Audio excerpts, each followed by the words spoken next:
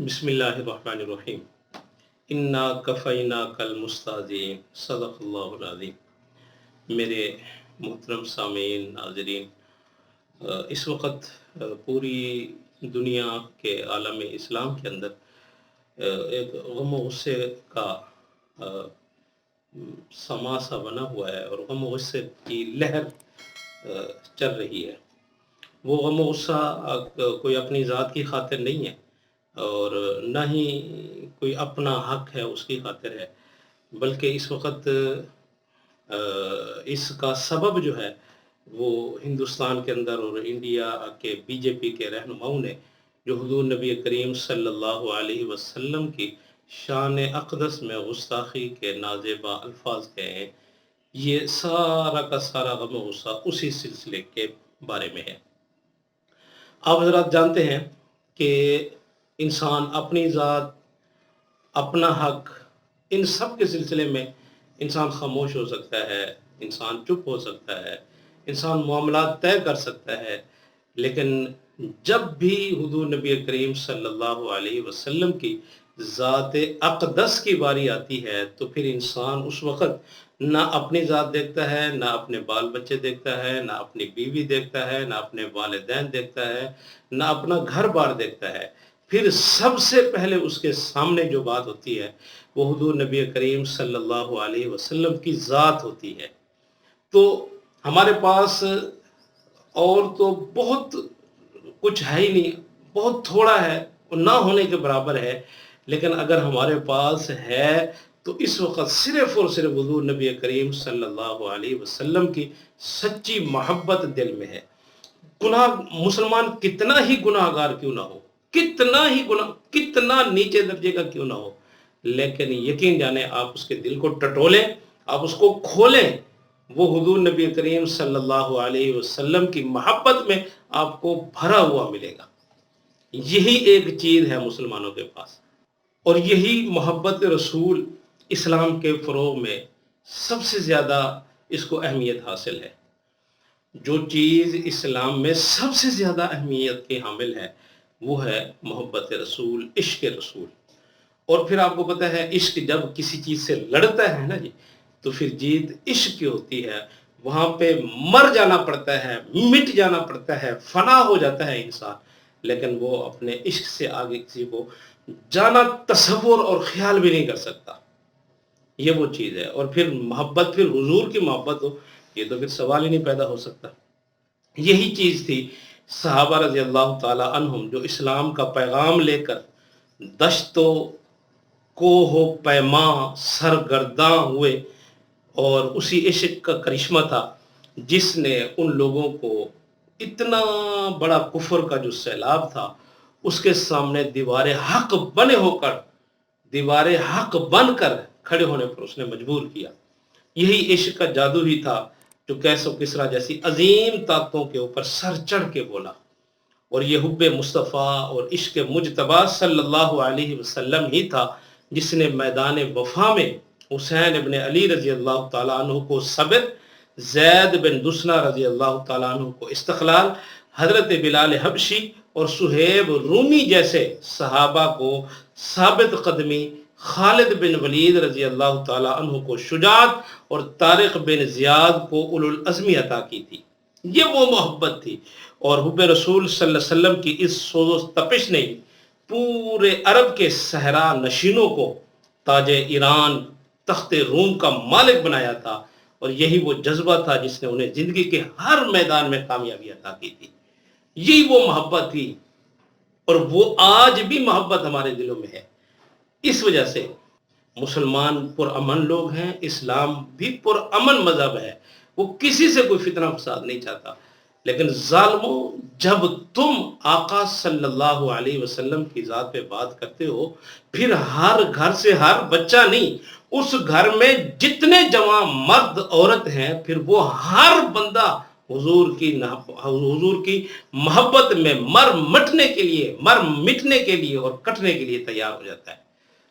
کٹنے کے لیے تیار ہو جاتا ہے۔ یہ وہ چیز ہے، یہی تو ہمارے پاس ایک چیز ہے، محبت رسول صلی اللہ علیہ وسلم۔ باقی ہمارے پاس کیا ہے؟ ہم تو گناہوں کے پتلے ہیں، ہمیں پتہ ہے ہم جتنا نماز پڑھتے ہیں، جتنا ہم عبادت کرتے ہیں ہمیں پتہ ہے، لیکن یہ چیز ہے ہمارے پاس. تو اس وجہ سے میری پوری عالمی دنیا سے التجا ہے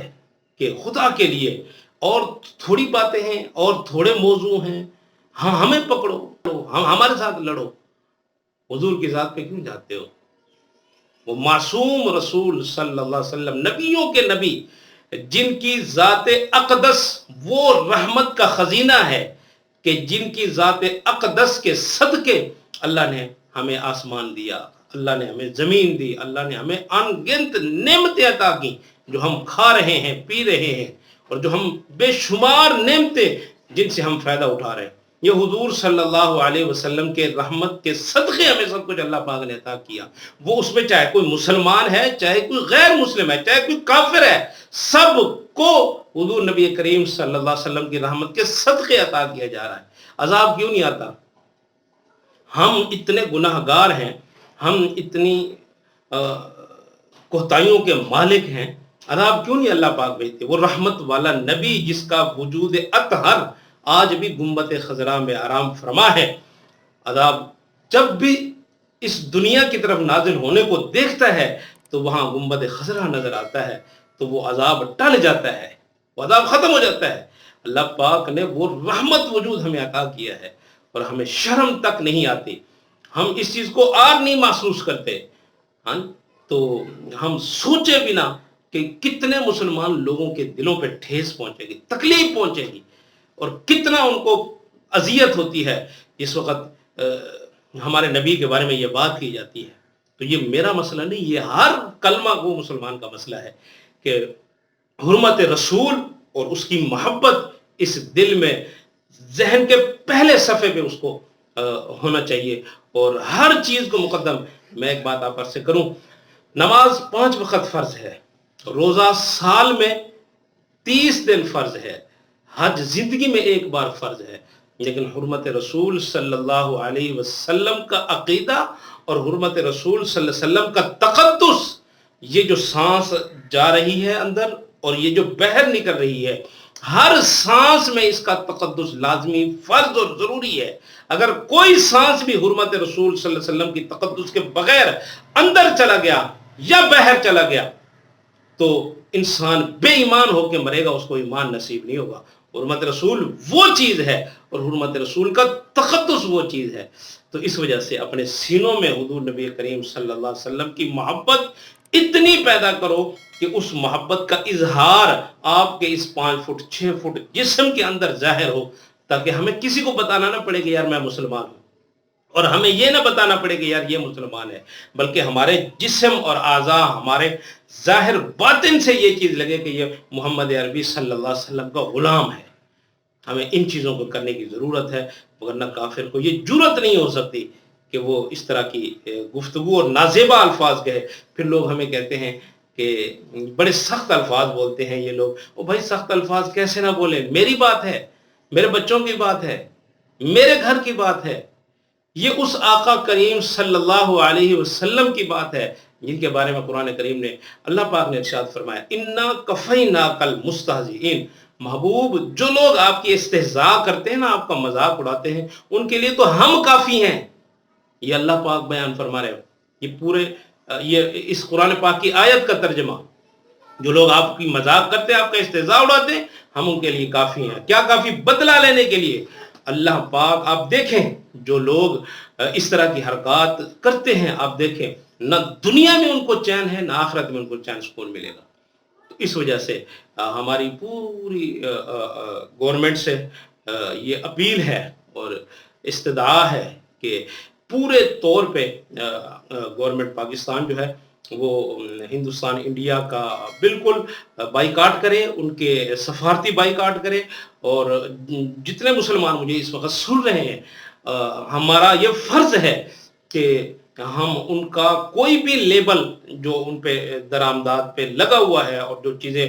مارکیٹ میں ہیں، اگر وہ پہلے ہم استعمال کرتے تھے تو حضور کی محبت کی خاطر ان کو ختم کر دیتا کہ ان لوگوں کو پتہ چلے کہ مسلمان اپنے نبی سے کتنا پیار کرتے ہیں. اللہ ہمیں اپنے نبی کے پیار میں، عشق میں، محبت میں سچا ہونے کا